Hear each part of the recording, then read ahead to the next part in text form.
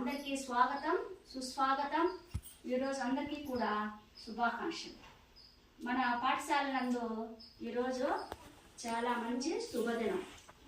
ఈరోజు మనం ఇంత పచ్చగా ఉన్నాము, ఈ విధంగా పండుగ జరుపుకుంటున్నాము అంటే మన దేశ నాయకుల యొక్క కృషి, వారి యొక్క ఫలితమే మనం ఈరోజు అందరూ కూడా మంచి మంచి బట్టలు వేసుకుంటున్నాము, మంచి మంచి చదువులు చదువుకుంటున్నాము, మంచి మంచి పండగలు చేసుకుంటున్నాం, మంచి మంచి ఫుడ్ తింటున్నాము.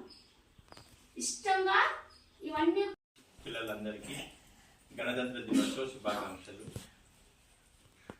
ఈరోజు జనవరి 26వ తేదీ. తేదీ తెలుసు కదా? జనవరి 26వ తేదీ అంటే రిపబ్లిక్ డే. ప్రతి సంవత్సరము మనము దేశమంతా అన్ని గ్రామాలలోను, మండలాల్లోను, జిల్లాల్లోను, రాష్ట్ర రాజధాని తర్వాత దేశ రాజధానిలో ఘనంగా జరుపుకుంటారన్నమాట. ప్రతి ఊరిలోను ప్రతి గ్రామంలోనూ జరుపుకుంటారు. వినాయక చవితి పండుగ వస్తే ఆంధ్రప్రదేశ్లోను, తెలంగాణలో కొన్ని జిల్లా రాష్ట్రాల్లో జరుపుకుంటారు.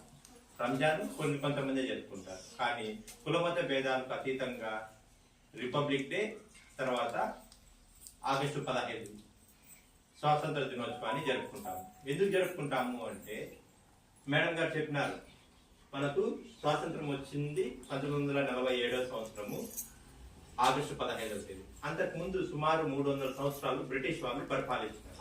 వాళ్ళు కేవలము వ్యాపారం కోసం ఇంగ్లాండ్ నుంచి